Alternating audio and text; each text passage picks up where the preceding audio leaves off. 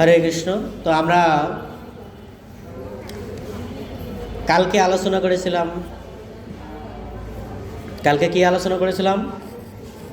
যারা ব্রহ্ম নির্বাণ, যাদের চিত্ত সংযত, তারা ভগবানকে কি করতে পারে? লাভ করতে পারে এবং সমস্ত জীবের কল্যাণ সাধন করতে পারে। তো আজকের শ্লোকে বলা হয়েছেন যে কারা এই সংযত চিত্র সংযম করতে পারে না? বড় বড় সন্ন্যাসী, মহাত্মা, সাধুরা। তো আমরা দেখতে পারি, এই জন্য আমাদের শাস্ত্রে বারবার বলা হচ্ছেন যে সবাইকে সাধু সাজতে হবে, সাধু হতে হবে। কারণ ভগবত ধাম যদি আপনি যেতে চান, তো আপনাকে সাধু হতেই হবে। জীবিত থাকতে হবেন না মরার পরে হবেন? হবেন, সাধু তো হবেন।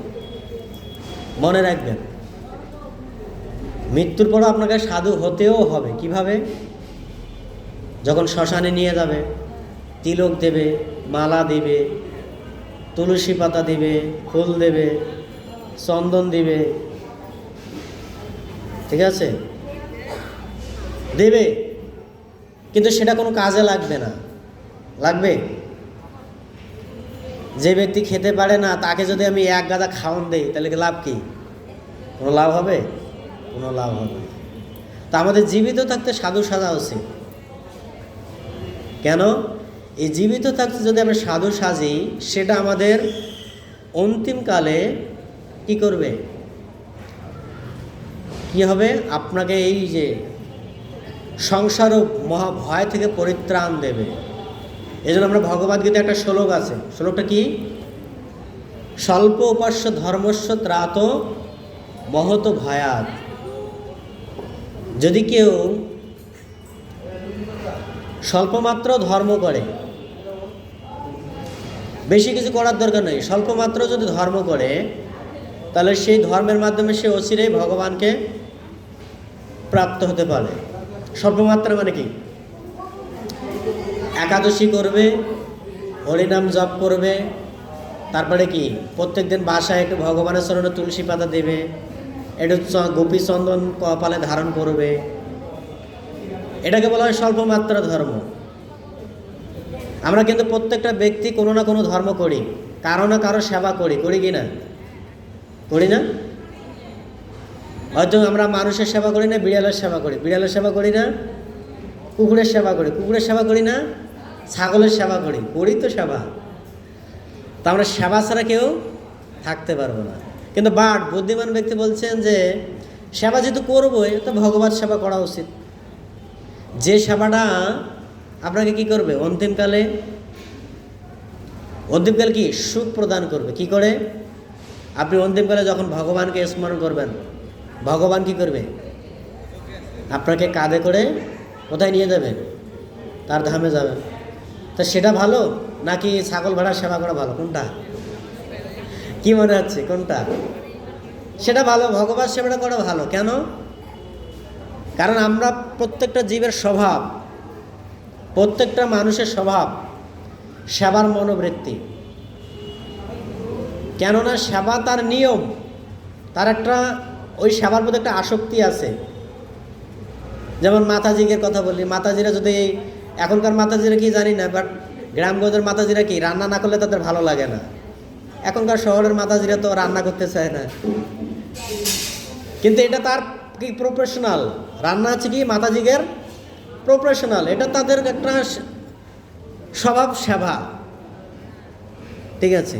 কিন্তু এই সেবা যদি সে বাদ দেয়, কার সেবা করবে? কার সেবা করবে? এরকম স্মার্টফোন নিবে, এরকম চাপতে থাকবে, এটা সেবা? ঠিক আছে, সে ঠিক কিনা? কিন্তু সেই স্বভাবটা সেটাকে ভুলে যাচ্ছে। কিন্তু রান্না বান্না করার মাধ্যমে কিন্তু সেটা সেবা হয়। কি সেবা হয়? সে রান্না যদি ভগবানকে নিবেদন করে, ভগবানের একটু সামনে দিয়ে তুলসী পাতা দিয়ে বলে, গোবিন্দ তুমি খাও, আমিও খাই, ক্লিয়ার, সেবা হয়ে গেল। কি হলো কি না? তো এরকম সহজ সেবা কি? সেবা করার তো মনোবৃত্তি আমাদের সকলের আছে, বাট আমরা সেবা করি কি উল্টাটা, কোনটা? ভগবান সেবা না করে করি হচ্ছে কার সেবা? এই জগতের জীবের সেবা করি। যে সেবাটা আপনার কি করে অন্তিমকালে আপনাকে ভগবানের কাছে যাতে বাধা করে। তার এক্সাম্পল হচ্ছে কে? আমরা যদি কেউ জীবের সেবা করি, তো জীবের সেবা করলে কি পরিণাম হয়?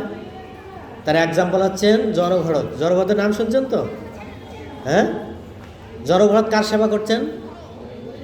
হরিণের সেবা করছেন। তো হরিণের সেবা করে যে পরবর্তী কী হয়েছে? হরিণ হয়েছে না? তা আমাদের কার সেবা করা উচিত?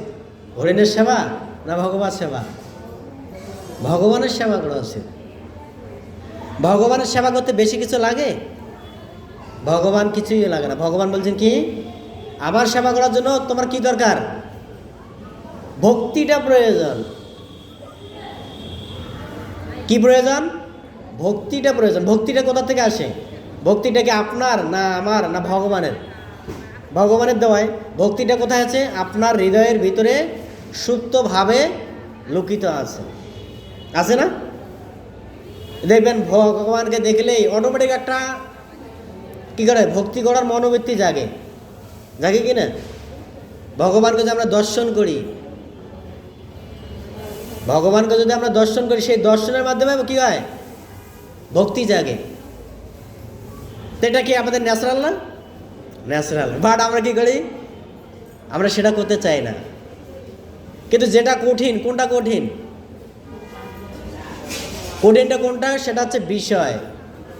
এই যেমন এখানে বলছেন আমাদের ক্রোধ করার মনোবৃত্তি আছে সকলের, আছে কি না? কার কার ক্রোধ নাই বলেন তো? সবার ক্রোধ আছে।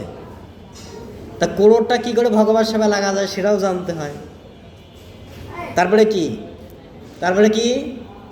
আপনার মোহ আছে, আপনার ভালোবাসা আছে কি না? একটা বাচ্চাকে দেখলে অটোমেটিক আপনার তাকে কোলে নিতে মায়া কি করে মন চায়, চায় কি না?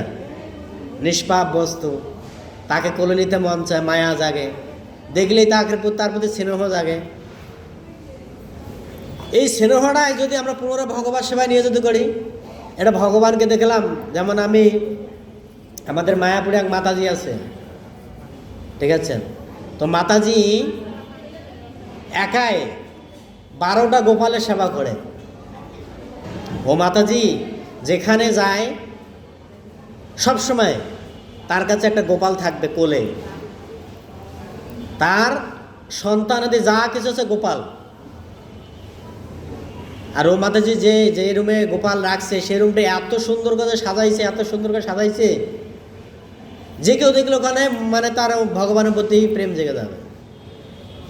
ও মাতাজি যেখানে যায় গোপালকে সঙ্গে নিয়ে যায়, গোপালকে সুন্দর করে, যেমন বাচ্চাকে যেমন কোলে নিলে আদর করে, সেম ওই রকম কি গায় সবসময় কি করে বাজারে যায়, বাজারে থেকে যে কি করে যেখানে দধি ছানা দেখে সেখান থেকে কিনে নিয়ে গোপালের ভোগ লাগায়। সবসময় এক্সট্রা তুলসী পাতা থেকে যায় তার কাছে, ঠিক আছে? তো মাতাজি গোপালের সেবায় গোপাল ছেলের মতো তাকে গোপালকে ভালোবাসে। তো এই যে ভালোবাসাটা, এই ভালোবাসাটা কি খারাপ না মন্দ, কোনটা?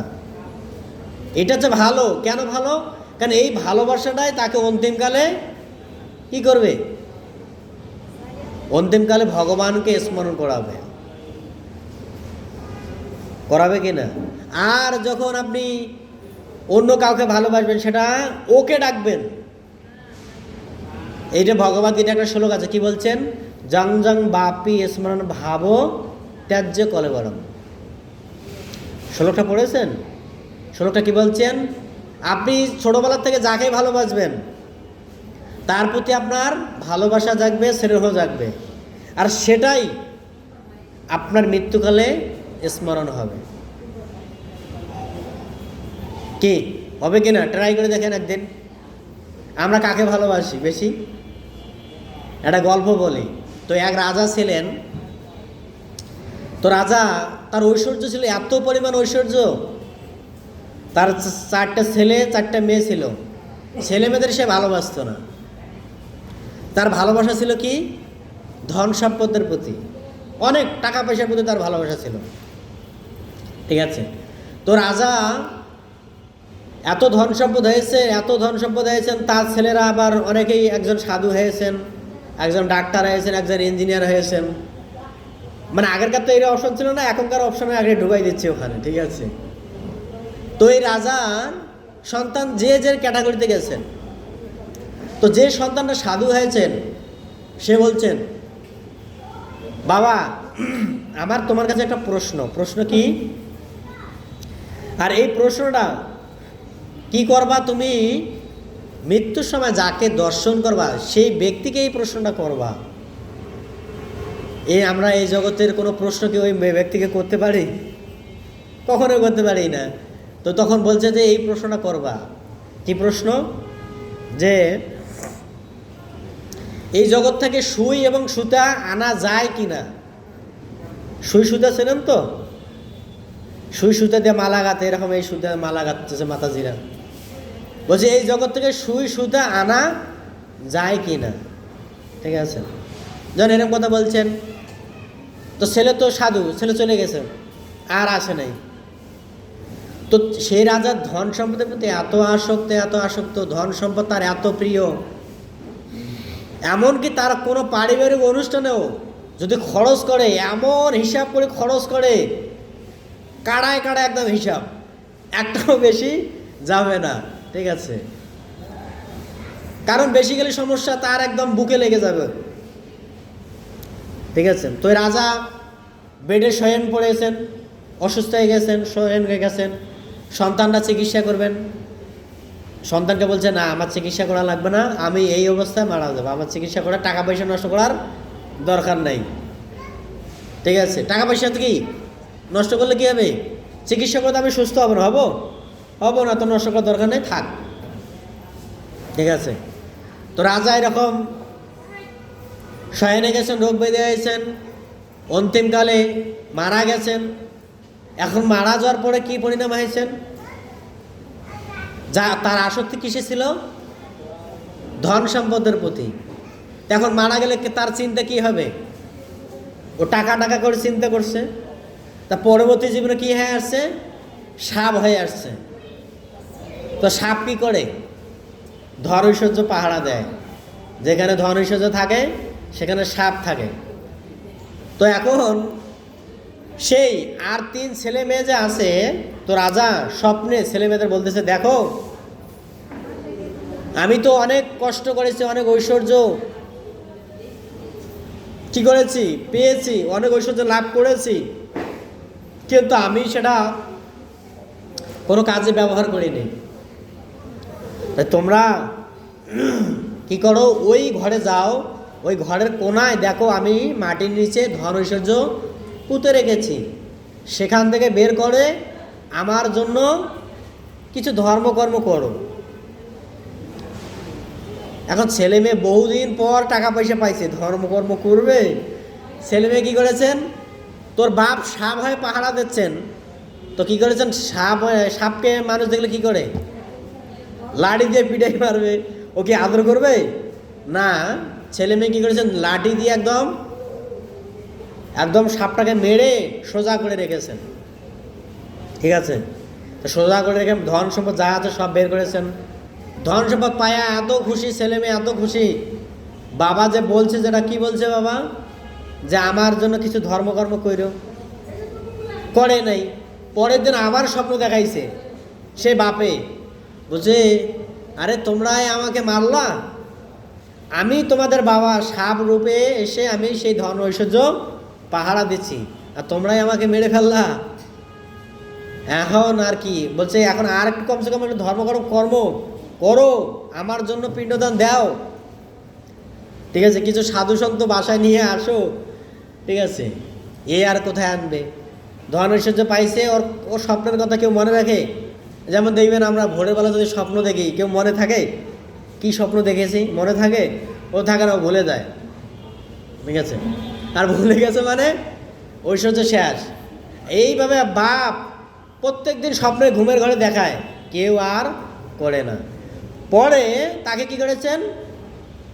নরকে নিয়ে গেছেন। আর নরকে নিয়ে যে কত যন্ত্রণা, কত পরিমাণ কষ্ট দিচ্ছেন। বলছে দেখো ভগবান তোমাকে এত সুন্দর সুযোগ দিয়েছেন, কি সুযোগ দিয়েছেন? এত ঐশ্বর্য দিয়েছেন, এত কিছু দিয়েছেন, কিন্তু তুমি সেটাকে সদ্ব্যবহার করো নাই। তাই এই জন্য তোমাকে কি করতে হবে? কষ্ট ভোগ করতে হবে। এখানে বলছেন যে আমাদের শিলা প্রভুপাদ তাৎপর্য বলছেন যে আমাদের ভগবানের সেবা, বাসুদেবের সেবা যদি আমরা করি, তাহলে সেই সেবাটা আমাদেরকে অন্তিমকালে কি করবেন? আমাদের স্মরণ করাবেন। আপনি যখন ভগবত সেবা করবেন না, অন্য কোনো সেবা করবেন, তার পরিণাম কি হয়? আমরা দুঃখ পাই, পাই কি না? ভগবত সেবা করে দেখেন, কোনোদিন দুঃখ পাবেন? পাবেন না। আমরা রাজরানী মীরার কাহিনী জানেন তো? মীরাবাই ছোটবেলার থেকে তিনি কি করতেন? কৃষ্ণকে ভালোবাসতেন। তো ছোটবেলা থেকে কৃষ্ণকে ভালোবাসতেন।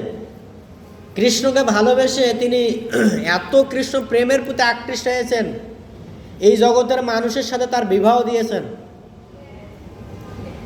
তো যেই রাজার সাথে বিবাহ দিয়েছেন, সেই রাজা তার দেহ স্পর্শ করতে পারে না।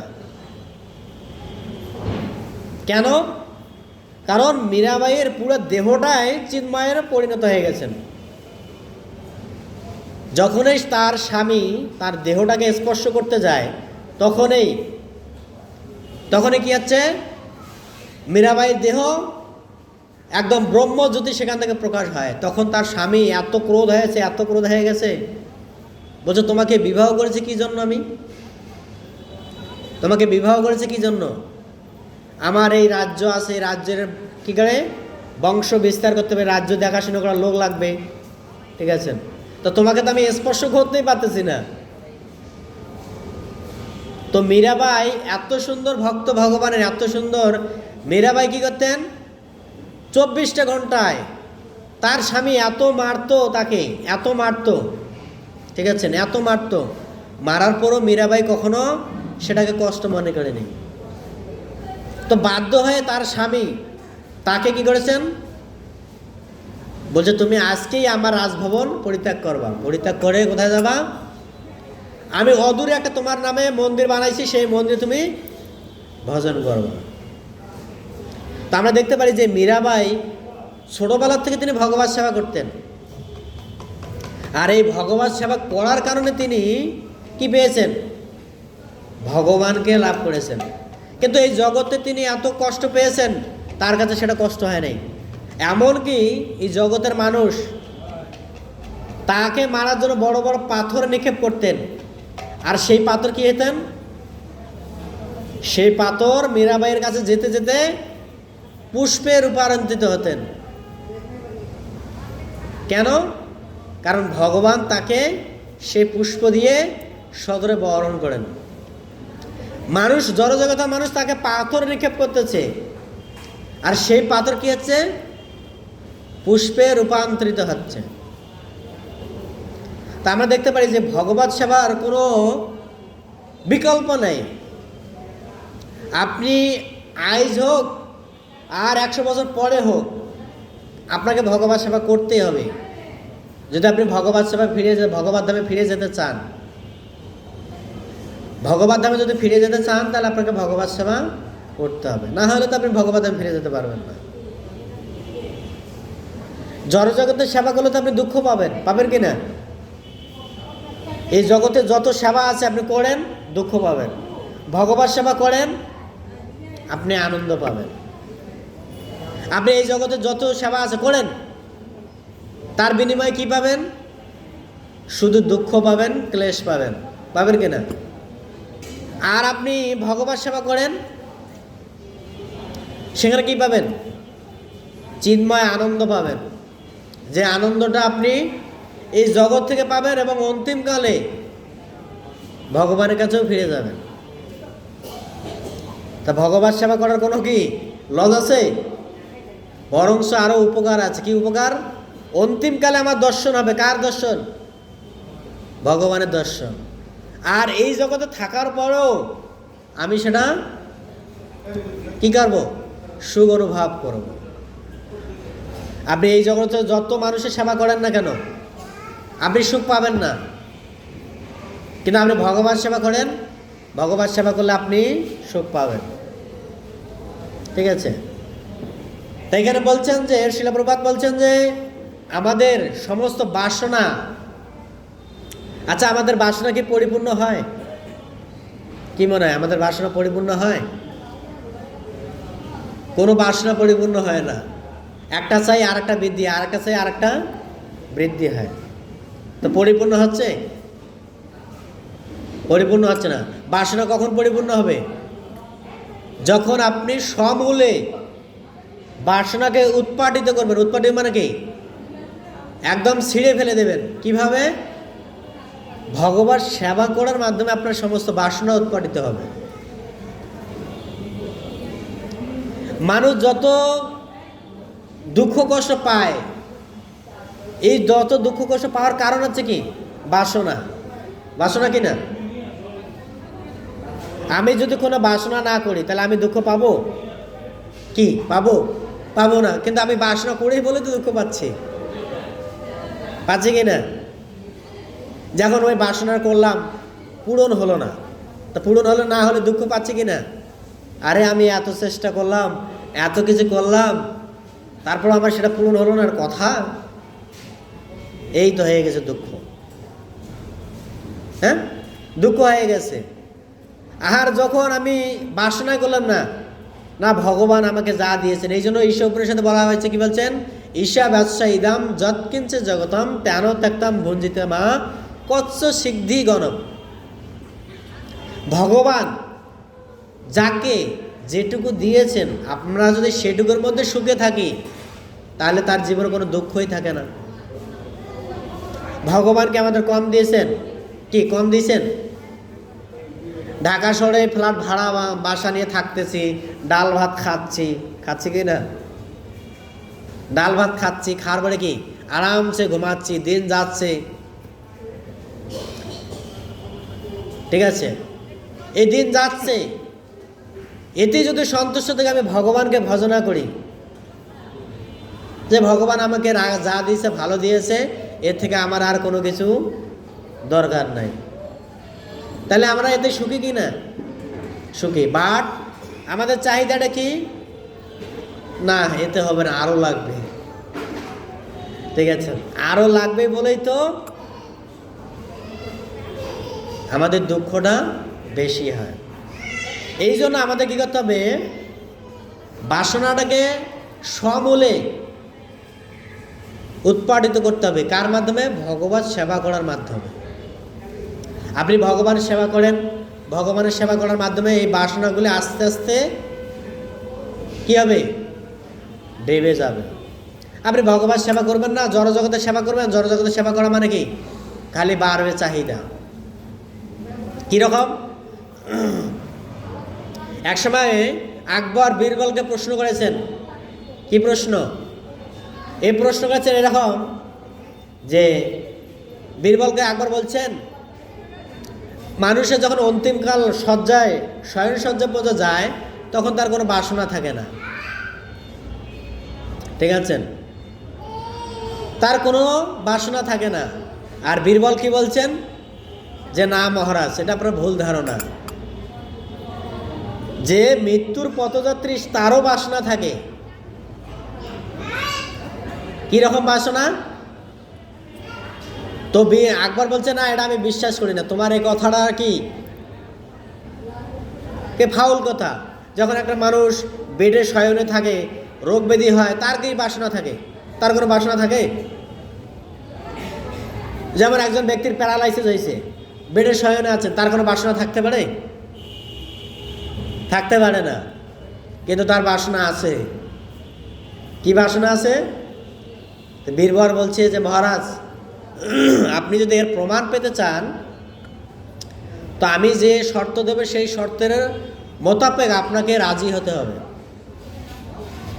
ঠিক আছে, তো আকবরের কথা বলছে বীরবল একদম, হ্যাঁ ঠিক আছে, বলো কি শর্ত তোমার? বলছে আমার শর্ত একটাই, আপনার যে যুবতী দুটো মেয়ে আছে সেই দুটো আমাকে দিতে হবে। আপনার কাছে আমার আর কোনো চাহিদা নেই। আর এই যে বাসনার প্রমাণ আপনাকে আপনি দেব। আর আপনি এটা সন্ধান করেন যে কোন ব্যক্তি মৃত্যুর শয্যায় পথের পথিক, কোন আপনার এই রাজ্যের মধ্যে কোন সীমান্তে আছে, তাকে আপনি খুঁজে বের করেন। এরকম আকবর বীরবল চলছে কথা বল। আকবর খুঁজে বের করছেন কোথায়, তার রাজ্যের শেষ সীমান্তে একজন মৃত্যুর পর্যায়ে যায় ভাব। তো সেই বীরবল কি করেছেন, তার সুন্দর আকবরের যে দুটা মেয়েকে এত সুন্দর করে সাজিয়েছেন, এত সুন্দর করে সাজিয়েছেন, মনে দেখলে মনে হয় যেন স্বর্গের অপ্সরা, এত সুন্দর করে সাজিয়েছেন। মানে আকবরও দেখে চিনতে পারতেছে না যে তার মেয়ে দুটা। ঠিক আছে, বলতে চলেন কোথায়, ওই যে মৃত্যুর শয্যায় ব্যক্তির কাছে।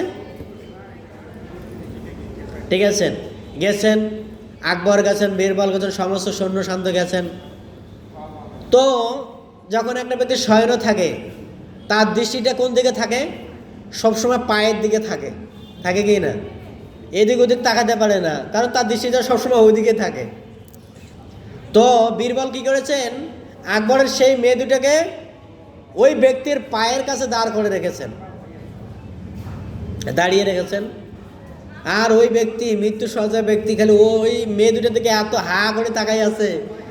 আকবর বলছেন, ওই ব্যক্তিকে বলছেন, কে, যে শয়নে আছেন তাকে বলছেন, তুমি কেমন আছো? বলছে, হ্যাঁ মহারাজ আমি ভালো আছি। মহারাজের দিকে কিন্তু তাকাচ্ছে না, তাকাচ্ছে কার দিকে, ও মেয়ে দুটার দিকে তাকিয়ে আছে। তো মহারাজের দিকে তাকাচ্ছে না, বলছে তুমি কেমন আছো? ভালো আছি। তুমি কি খেতে পারো? আচ্ছা হ্যাঁ খেতে পারি। তা তুমি যে এরকম শয়ন আছো তোমার কেমন লাগতেছে? বলছে হ্যাঁ খুব ভালো লাগতেছে, খুব ভালো লাগতেছে। বলছে তাকো না। আকবর বলতেছে, তুমি আমার দিকে তাকাও, ওদিকে তাকাচ্ছ কেন? বলছে না মহারাজ আমার ঘাড়ে ব্যথা। কিসে ব্যথা? আমার ঘাড়ে ব্যথা। তা আমি, মহারাজ বলতেছে, তুমি ওই যে আমার মেয়ের দিকে তাকিয়েছো, সেটা ঘাড় ব্যথা হচ্ছে না? বলছে না মহারাজ এদিকে ঘাড় ব্যথা হচ্ছে না। তো কি হচ্ছে? আমি তো কোনোদিন এরকম রূপবতী দেখি নাই যে স্বর্গের অপ্সরা। আমি তো কল্পনাও করতে পারিনি যে তাদের আমি মৃত্যুর শয্যার সময় এরকম ব্যক্তিকে দেখতে পাবো। এই কথা শুনে বীরবল বলছে, মহারাজ দেখলেন তো কাহিনী, আপনি তাকে এত বুঝাচ্ছেন যে তুমি আমার দিকে তাকাও, কিন্তু সে তাকাচ্ছে না। তাকাচ্ছে কোথায়? আপনার সেই রূপবতী মেয়ের দিকে তাকাচ্ছে। তা সে মেয়ে কিন্তু আপনার এত সুন্দর করে সাজিয়েছে, আপনার দিকেও তাকাচ্ছে না। তা তার মনের বাসনা কি? তার এখনো মনে সে কল্পনা করতেছে, এই মেয়ে দুটাকে যদি আমি বিবাহ করতে পারতাম, এই মেয়ে দুটাকে যদি আমি বিবাহ করতে পারতাম, তাহলে আমার জীবনটা সার্থক হইত। বুঝলেন তো? অন্তিমকালে অবধি আমাদের বাসনা কখনো পূরণ হয় না। তখন আকবর বলছেন, না ঠিক বীরবল ঠিক বলছো। তো এই পরীক্ষায় তুমি পাস, এর জন্য তোমাকে কি করব, আমি আমার তরফ থেকে 100 স্বর্ণ মোহর তোমাকে উপহার প্রদান করলাম। তা আগে তো যদি কোনো রাজা খুশি হতো কি দিতেন? স্বর্ণ মোহর দিতেন। এখন তো টাকা দেয়, আগে টাকা ছিল না, আগে ছিল কি স্বর্ণ মোহর। ঠিক আছে, দিয়ে দিয়েছেন। তা আমরা দেখতে পারি যে আমাদের অন্তিমকালে আমাদের বাসনা শেষ হয় না। তা বাসনা শেষ হবে কখন? যখন আপনি বাসনাকে পূর্ণাঙ্গ ভগবানের কাছে আত্মসমর্পণ করবেন, ভগবানের কাছে বলবেন, হে গোবিন্দ আমি আর আপনার কাছে কিছু চাই না, আমি আর আপনার কাছে কিছু চাই না, আমি যা পেয়েছি, যা আমার জীবনে প্রাপ্ত আমি সেটা পেয়ে গেছি, আমার আর কোনো চাহিদা নেই। এতে যদি কেউ সন্তুষ্ট থাকে, ভগবান তার প্রতি এত প্রসন্ন হন, কিন্তু আমরা তো সেটা পারি না, আর সেটা আমরা করতেও চাই না। কেন? ভগবান আমাদের সব কিছু দিয়েছেন, কোনো কমতির অভাব দেয় নেই। ভগবান এমন কিছু দেয় নাই যে আমার যেটা অপ্রাপ্তি।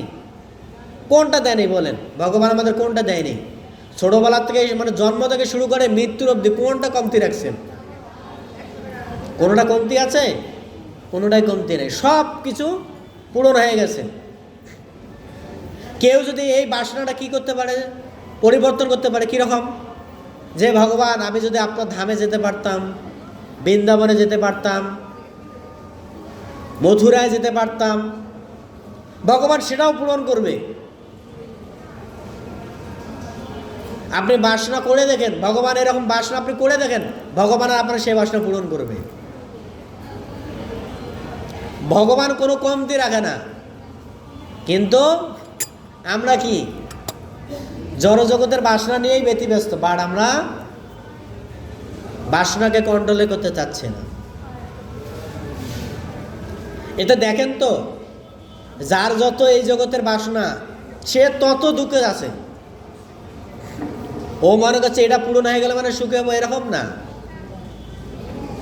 ওটা পূরণ হয়ে গেছে মানে আর একটা তার বেড়ে গেছেন, ওটা পূরণ হয়ে গেছে মানে তার আর একটা বেড়ে গেছেন। বলছে বাসনাটা হচ্ছে বেলুনের মতো। বেলুন কিরকম?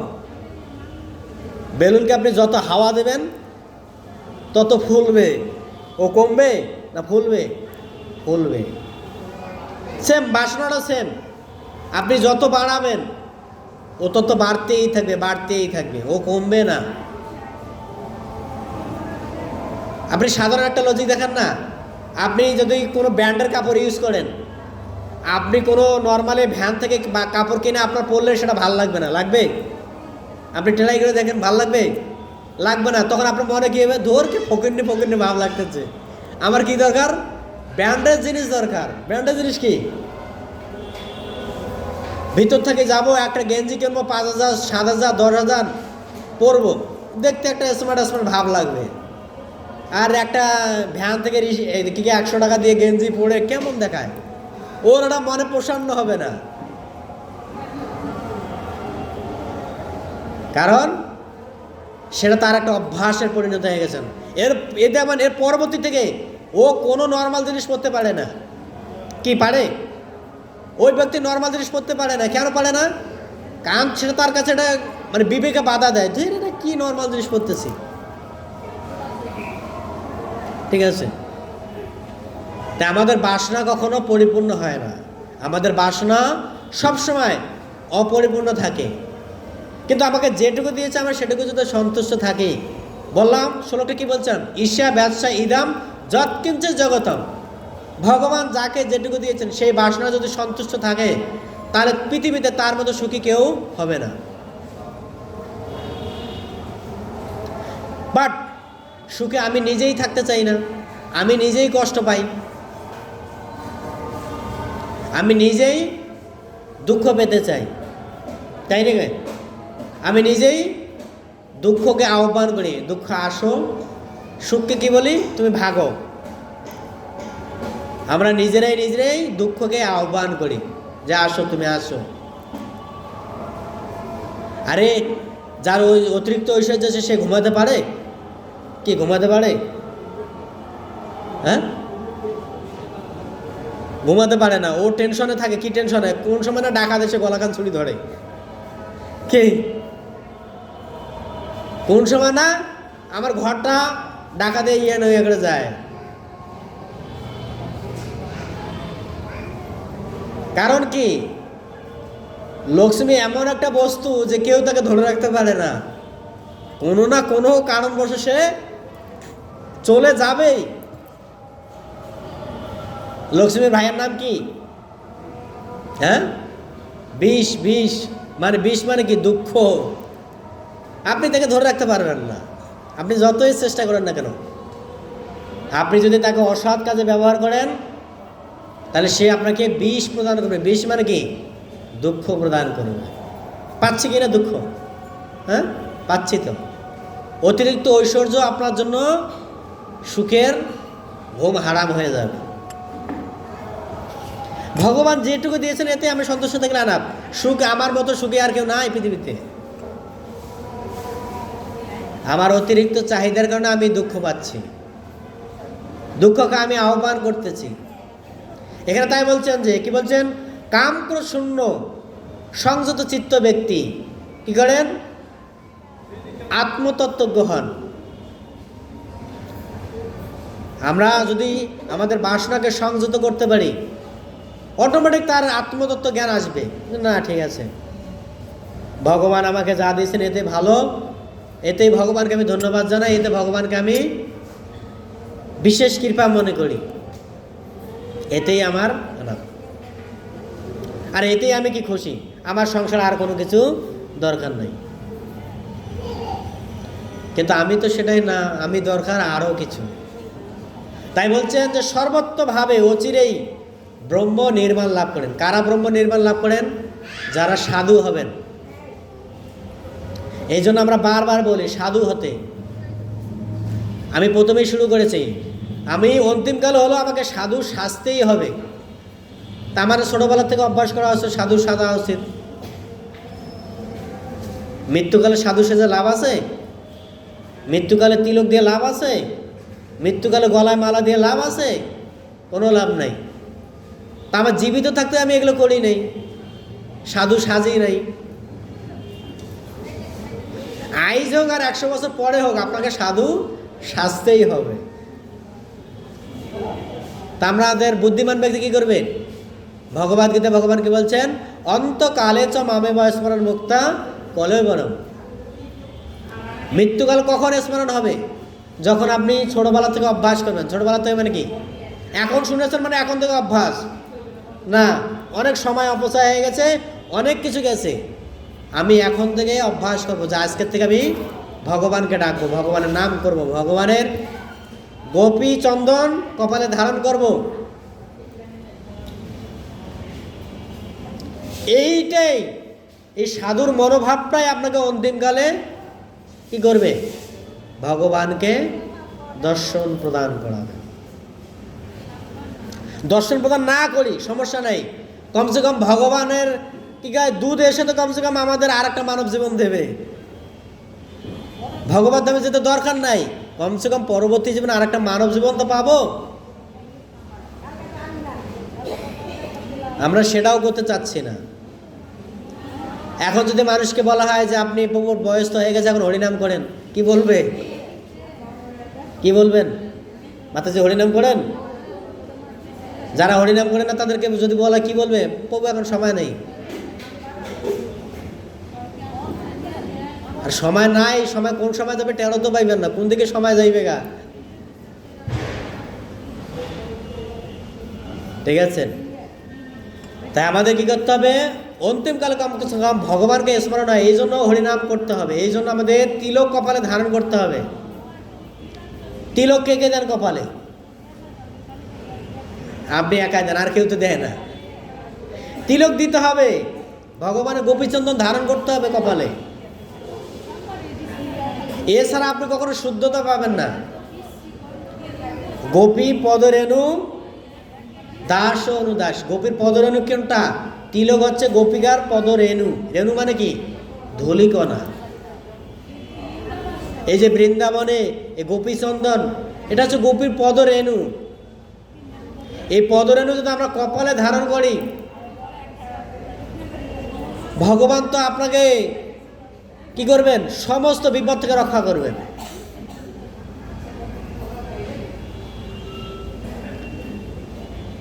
কারণ গোপী পদরেণু ভগবানের অত্যন্ত প্রিয়। একটা কাহিনী আছে নারদ মুনির। গোপিকাদের পদরেণু কত মাহাত্ম্যপূর্ণ, কাহিনীটা জানেন তো? ভগবান একসময় দ্বারকা থেকে জলের অভিনয় করেছেন। ভগবানের অনেক জ্বর হয়েছেন। কৃষ্ণের, কার? কৃষ্ণের অনেক জ্বর হয়ে গেছেন। এখানে দুটো শিক্ষা দিয়েছেন। একটা হচ্ছে ভগবানের মহান ভক্ত কে, আর একটা হচ্ছেন গোপীর পদরেণু কত মাহাত্ম্যপূর্ণ। ঠিক আছে? শ্রেষ্ঠ ভক্ত কে? ভগবানের। তা নারদ মুনিকে বলছে, নারদ আমার তো জ্বর হয়েছেন, তো জ্বরের চিকিৎসা কে? তো ভগবানের চিকিৎসা করেছে হোমিও ডাক্তার। হোমিও ডাক্তার এখন তো কি অ্যালোপ্যাথি ডাক্তার লাগে, তো ভগবানের চিকিৎসা হোমিও ডাক্তার করেছেন। হোমিও ডাক্তার কে? শ্রীদাম। শ্রীদাম নিজেই হোমিও ডাক্তার সাজছেন। বলছে ভগবানের জ্বর সুস্থ হবে কি দিয়ে জানো? যদি কোনো মহান ভক্তের চরণধুলি ভগবানের কপালে লাগে তাহলে তার জ্বর যাবে। তো এখন সেই শ্রীদাম নারদ মুনিকে বলতেছেন, আরে আপনি তো ভগবানের মহান ভক্ত, তা আপনার চরণ ধুলি দেন, এটা ভগবানের কপালে লাগা দেন, তাহলে তো সুস্থ হয়ে গেল। আপনি এদিক ওদিক ঘুরে বেড়াচ্ছেন কেন? নারদ মুনি বলছে যে মাথা খারাপ নাকি, আমি আমার চরণ ধুলি দিয়ে ভগবানের চরণে অপরাধ করব? ঠিক আছে, যখন এরকম কথা বলছেন নারদ মুনিকে বলছেন ঠিক আছে আমি নিয়ে আসছি, কোথা থেকে নিয়ে আসতে আমি জানি। তো নারদ মুনি কোথায় গেছেন? ব্রহ্মার কাছে গেছেন। ব্রহ্মা বলছেন যে নারদ তুমি আমার সন্তান, তোমার কি মাথা খারাপ? তুমি আমার সন্তান, তুমি কি চাও যে তোমার পিতা নরকে যাক? কোনো সন্তান কি চায় যে তার পিতা নরকে যাক? চায় না। তা তুমি কি চাও যে আমি নরকে যাই? না, যাই না। তাহলে তুমি কি করে বলতে পারো যে আমার চরণ ধুলি দাও? এখন নারদ গেছে কার কাছে? শিব হচ্ছে, শিব আর নারদ হচ্ছে ভাই, দুই ভাই। এখন শিব হচ্ছে বড়, কয় দাদা আমি তো তোমার গৃহে আসছি একটা কারণ নিয়ে। কারণটা কি? বলছে কারণটা হচ্ছে তোমার চরণ ধুলি লাগবে। তোমার চরণ ধুলি যদি আমি ভগবানের কপালে লাগাই তাহলে ভগবান জ্বর থেকে সুস্থ হবে। ঠিক আছে, যেমনি এ কথা বলছেন শিব একই কথা বলছেন। আরে তুমি আমার ছোট ভাই বড় ভাইকে নরকে পাঠাবা? তোমার বিবেক বুদ্ধি বলতে কিছু নাই? এর সারা ব্রহ্মাণ্ড ঘুরে বেড়াচ্ছেন, কোথাও পাচ্ছেন না। ভগবানের কাছে গেছেন, বলছে ভগবান আমি কোথাও চরণ ধুলি পেলাম না। বলছে হে নারদ তুমি এই ব্রহ্মাণ্ড না পেতে পারো, তুমি বৃন্দাবনে যাও, বৃন্দাবনে গেলেই তুমি আমার চরণ ধুলি পাবা। তো যেমনি বৃন্দাবনে এসেছেন গোপিকাদের কাছে বলছেন যে ভগবান কৃষ্ণের জ্বর হয়েছেন। তো জ্বর সুস্থ হওয়ার কারণ একটাই, যদি আপনাদের চরণধুলি দেন তাহলে সেই চরণধুলি ভগবান কপালে লাগাবে, তারপরে কৃষ্ণ সুস্থ হবে। যেমনি এই কথা বলছেন একদম সমস্ত ব্রজবাসী মানে ব্রজ গোপিকেরা একেবারে এক ব্যাগ দিয়েছেন চরণধুলি, যাও নিয়ে যাও। তা নারদ মুনি বলতেছেন আরে তোমরা কি মূর্খ নাকি? এই চরণধুলি যদি ভগবানের কপালে লাগে তোমরা নরকে যাবা। তখন গোপিকারা বলছে আরে আমরা নরকে যাই সমস্যা নাই, ভগবান সুস্থ হবে তো? বলছে হ্যাঁ ভগবান সুস্থ হবে, তাহলে সমস্যা নাই তুমি নিয়ে যাও। ঠিক আছে, যেমনি এই কথা বলছেন একদম নারদ মুনি সেই চরণধুলি নিয়ে কোথায় গেছেন? দ্বারকায় গেছেন। দ্বারকায় যায় দেখেন ভগবান এই যে চরণধুলি নিয়ে আসছে। তখন না ভগবান কৃষ্ণ বলছেন দেখলো তো আমার ভক্ত আমার কপালে চরণধুলি দেবে, সে নরকে যাবে সেটা চিন্তা করে না। সেটা কি চিন্তা করে না? ও জানে যে ভগবান সুস্থ হলে নরকে গেলে সমস্যা নাই, হ্যাঁ আমি বের করে নিয়ে আসবো। কিন্তু তুমি এমন ভক্ত তোমার চরণধুলি আমাকে দিলে না। এই জন্য বলছেন গোপিকার পদরেণু আমাদের ধারণ করতে হবে কপালে। এটা আমরা যে কপালে তিলক দিই এটা হচ্ছে গোপীচন্দন পদরেণু, কারণ স্বয়ং ভগবান এটাকে ধারণ করে দেখিয়ে দিয়েছেন যে আমাদেরও ধারণ করতে হবে। দেখেন ভগবানের কপালে তিলক আছে না কেন? কারণ ভগবান জানেন ভগবানের আর একটা প্রিয় কি তুলসীর পাতা। ভগবান কৃষ্ণ তুলসী পাতা ছাড়া ভোগ গ্রহণ করেন না। করেন? আপনি যতই রাজভোগ দেন না কেন, এরও কাহিনী আছে। ভগবান কৃষ্ণ দুর্যোধনের গৃহে গেছেন। কার গৃহে? দুর্যোধনের গৃহে গেছেন রাজভোগ খেতে। রাজভোগ মানে কি? দুর্যোধন বোঝেন তো রাজভোগের আয়োজন করলে মানে কি? পুরা সূত্রাপুরের বড় বড় মন্দিরেও একদম এত আইটেম বানাইছেন, তার গৃহে রাজভোগ খাইতে যায় নাই। গেছেন কোথায়? বিদুরের গৃহে গেছেন। কি খেতে? কলা দানে কলা চকলা খেতে গেছেন। বিদুরের স্ত্রী এত ভগবানকে থেকে এত মোহিত গেছেন, এত মোহিত হয়ে গেছেন, ভগবানকে কলা না দিয়ে দিয়েছেন কি কলার চকলা দিয়েছেন, ভুলেই দিয়ে দিয়েছেন। ভগবান সেটা প্রীতি সহকারে গ্রহণ করতেছেন। এখন বিদুর যেমনি গৃহে আসছেন আর বলছেন যে আরে ভগবানকে তুমি কি দিচ্ছ সেটা দেখছো তো আগে? বলছে কি দিয়েছি? দেখো তো কি দিছো, তুমি কলা কোথায় ফেলাইছো আর চোখলা কারে দিচ্ছে দেখো তো। বলছে প্রভু আপনি আমার ভুল হয়ে গেছে, আপনি ওটা দেন ওই কলা। কলা না না লাগবে না আমার, ঠিক আছে, এটাই আমি প্রসন্ন। বলছে প্রভু আমাদের অপরাধ ক্ষমা করবেন, ঠিক আছে। বলছে চলেন দুর্যোধনে গিয়ে। না না আমি যাবো না, আমার খাওয়া শেষ, আমার পেট ভরে হয়ে গেছে, ক্লিয়ার, আমি আর রাজভোগ খাবো না, ঠিক আছে। তো ভগবান ছোট্টখাটো বিষয়ে সন্তুষ্ট, ভগবানের বৃহৎ কিছু দরকার নেই। ভগবানের সেবা করার জন্য কত লক্ষ্মী আসবে? সহস্র লক্ষ্মী দেবী আছে সেবা করার জন্য। আমাদের সেবাটা গ্রহণ করে কি জন্য? আমাদের সেবাটা ভক্তিটা গ্রহণ করে। ভগবান আপনার সেবায় সন্তুষ্ট না। আমরা আমরা আপনারা যা সেবা করেন এটা কোনো সেবা না, এটা কিছুই না। ভগবান আপনার ভক্তি দেখবে, কি রকম ভক্তি আপনার। এই জন্য ভোগ লাগার সময় কি করতে হয়? ভগবানের প্রিয় হচ্ছে কি? তুলসীর পাতা। তুলসীর পাতা দিতেই হবে। তুলসী পাতা না দিলে সেই ভোগ ভগবান, সেখানে ভক্তি আসবে না। তুলসী ছাড়া কোনো ভক্তি আসবে না। আমরা গাই তো তুলসীতে, কি গাই? নম নম তুলসী কৃষ্ণ প্রেয়সী, ব্রজে রাধা কৃষ্ণ সেবা পাবো এই অভিলাষী। কার সেবা পাবো? ব্রজে। কোথায়? ব্রজ কোথায়? গোলক বৃন্দাবন। কার সেবা পাবো? তোমার সেবা পাবো।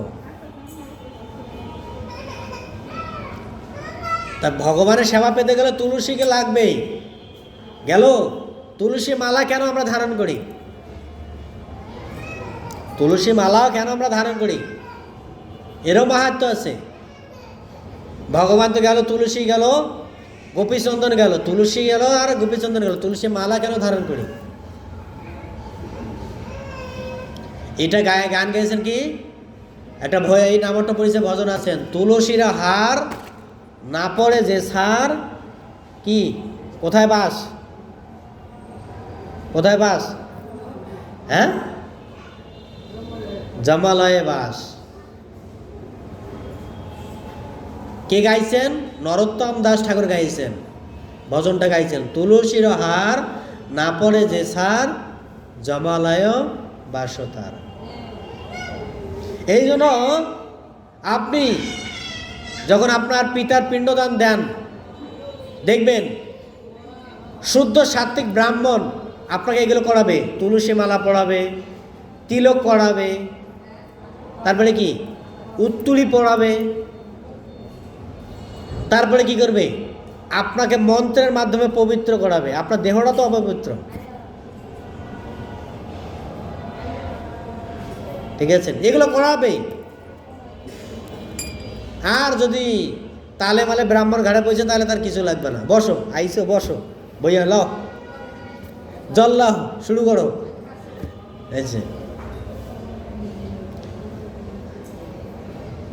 আরে আমরা সাধারণত একটা সন্তান যখন এই পৃথিবীতে আসে, তো পৃথিবীতে আসলে কি হয়? শৌচ অশৌচ ধরি কি না? হ্যাঁ ধরি। ছেলের সন্তানে কয়দিন ধরি? 1 মাস। আর মেয়ের সন্তান? হ্যাঁ 21 দিন। ছেলেদের 21 দিন, আর মেয়েদের 1.5 মাস। ও 1 মাস, 1 দিন বেশি ছেলেদের। সামান্য একটা লজিক এখানে দেখেন, অসুচি থেকে যায়। তা আমাদের দেহটা তো সব অল টাইম অসুচি, অল টাইম অসুচি কিনা? এই দেহটাকে বলা হয়েছে মন্দির। মন্দির যদি অসুচি হয় তাহলে কি হইবে? মন্দির যদি অসুচি হয় তাহলে সেখানে কি ভগবান আসবে? মন্দিরে আসবে? অসুচি মন্দিরে আসবে? আসবে না। তা মন্দিরকে আগে পবিত্র করতে হবে। এজন্য মন্দির পবিত্র হবে কি দিয়ে? গোপীচন্দন কপালে ধারণ করার মাধ্যমে। আর কি? তুলসী মালা গলায় দিলে। আর কি?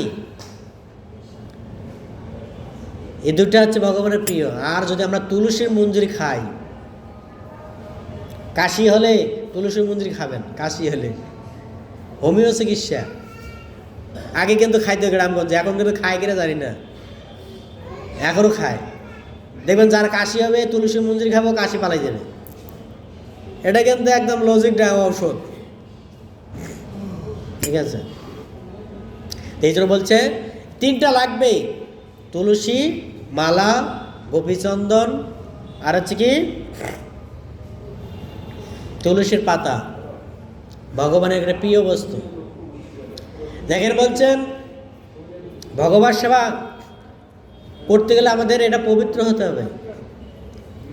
দেখেন অনেক সময় বড় বড় মুনি ঋষিরাও তপস্যা করতে যেয়া কত ভ্রষ্ট হয়। এরকম না যে হয় না, হয়। তা আমাদের তো কোনো কথাই নেই কলিযুগে, আমরা সেরকম তো তপস্যা করতে পারছি না, পাচ্ছি? তপস্যা করতে যেয়ে আমরা দুর্বল হয়ে যাচ্ছি,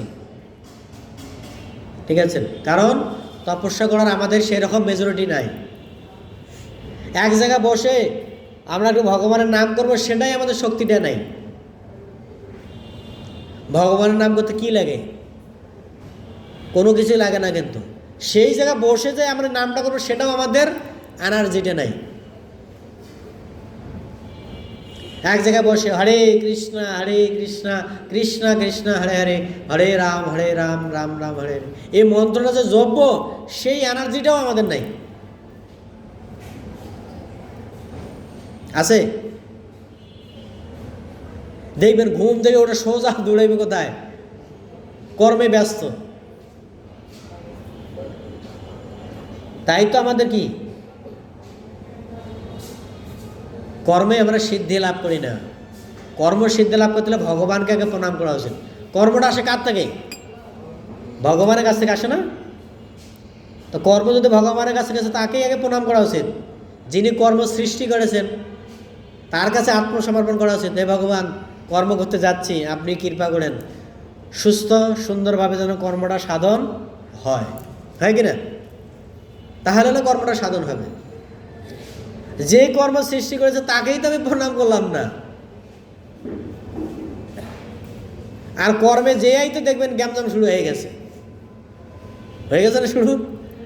কর্ম করতে যেয়ে দেখবেন গ্যামজাম শুরু হয়ে গেছে। তো ভগবান সেবাটা হচ্ছে কর্ম করাটা হচ্ছে ভগবানকে প্রণাম করা। এই জন্য আমি এর আগে দামোদর মাসে ক্লাসে বলছিলাম যে কমসে কম আমাদের 3 বার যদি ভগবানকে প্রণাম করি তার আর অন্য কিছু করার দরকার নেই, খালি 3 বেলা ভগবানকে প্রণাম করবে। বলেছিলাম এটা 3 বেলা যদি কেউ ভগবানকে প্রণাম করে তার অন্য কিছু করার দরকার নেই, খালি করে দেখেন এইটাই পারবে না 3 বেলা ভগবানকে প্রণাম করতে। 3 বেলাতে ভগবানকে প্রণাম করে এই সময়টাই খুঁজে পাবে না। ভগবানকে প্রণাম করতে গেলে দেখবেন যে মোবাইল আইছে, মোবাইলে ফোন নিয়ে ওর হাঁটা শুরু হয়ে গেছে। এ প্রণাম করার সময়টাই পাবে না সে 3 বেলা, ঠিক আছে।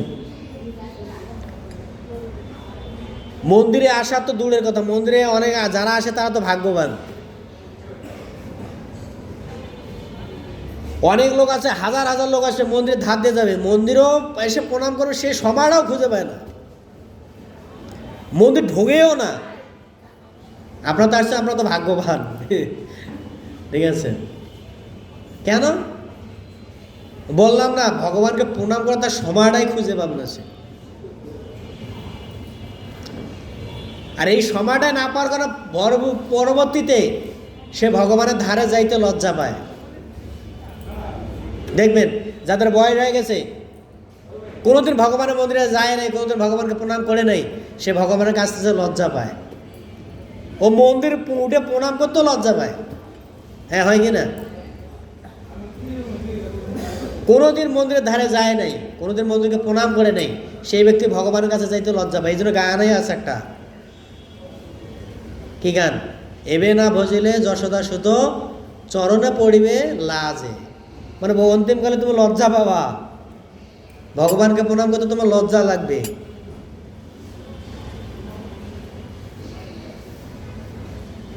এবে না ভজিলে, এখন যদি ভজনা না করে অন্তিমকালে তোমার ভগবানের কাছে আসতে লজ্জা লাগবে। বলবে কি? না রে বাবা, কোনোদিন মন্দির যাই নেই, ধারেও যাই না, ভগবানকে আজকে আবার প্রণাম করতেই পারবে না। কিভাবে? ভগবান এমন একখান রোগ দিয়ে ধরে থুইবে, ও আর মাজাটাই ব্যাখ্যা করতে পারবে না। পারবে? পারবেই না। কারণ ওটা লজ্জা, ছোটবেলা থেকে অভ্যাস না করে আসলে ওটা লজ্জা। ঠিক আছে, এই জন্য ভগবানকে প্রণাম করলাম, 3 বেলা করে দেখুন, সেই সময়টাই সে খুঁজে পাবে না 3 বেলা প্রণাম করা। কখন কখন? সকালে একটু ঘুম থেকে উঠে ভগবানকে স্নান করে সকালে প্রণাম করবে, দুপুরে ভগবানকে প্রণাম করে না পারলে বিকালে প্রণাম করবে, বিকালে না পারলে কমসে কম সন্ধ্যায় তো মাস লাগবে প্রণাম, সকাল সন্ধ্যাটা মাস লাগবে। আর করুক আর না করুক, সকাল এবং সন্ধ্যাটা লাগবেই। যে ব্যক্তি ভগবানকে সন্ধ্যা প্রণাম করে না, তার কপালে শনির দশা 1000 বার লেগে থাকে। এটা আমার কথা না, এটা ভগবান নিজেই এখানে বলছে গীতায়। সন্ধ্যার সময় মানুষ অপকর্ম করে বেশি। কোন সময় করে? সন্ধ্যায় মানুষ অপকর্ম বেশি করে। আর সন্ধ্যায় মানুষের মাথা কি? ভূত ঢোকে। ভূত ভূত বোঝেন তো? আকাম উকাম করার ভূত ঢোকে।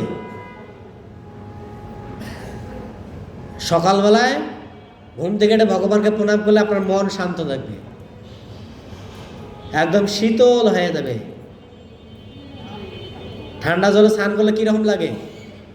রক্ত একদম যেমন শীতল হয়ে যায়, সেম ওই রকম হবে। ঠিক আছে, এই যে ভগবানকে 3 বেলা প্রণাম করা, এটাও অনেক মাহাত্ম্য। হরিভক্তি বিলাস গ্রন্থে বর্ণনা করা হয়েছেন, রূপ গোস্বামীপাদ বলছেন, কেউ যদি প্রত্যেক দিন খালি এই 3 বেলা করে, নিশ্চিত এই জমিনও সে ভগবান ধামে ফিরে যাবে। সেটাও করতে পারবে না, খালি 3 বেলা ভগবানকে প্রণাম করবে। আমার কথা না, রূপ গোস্বামীপাদ সেখানে বলছেন। ঠিক আছে, প্রণাম করা উচিত ভগবানকে, না হলে অন্তিমকালে অবস্থা খারাপ আছে। ঠিক আছে, দেখেন, তাই বলছেন যে এখানে প্রভুপাদ উদাহরণ দিয়েছেন। দেখেন কে কিভাবে ধ্যান করেন, কে কিভাবে বাসনা পরিপূর্ণ করেন। যেমন উদাহরণ দিয়েছেন, দর্শনের মাধ্যমে মাছ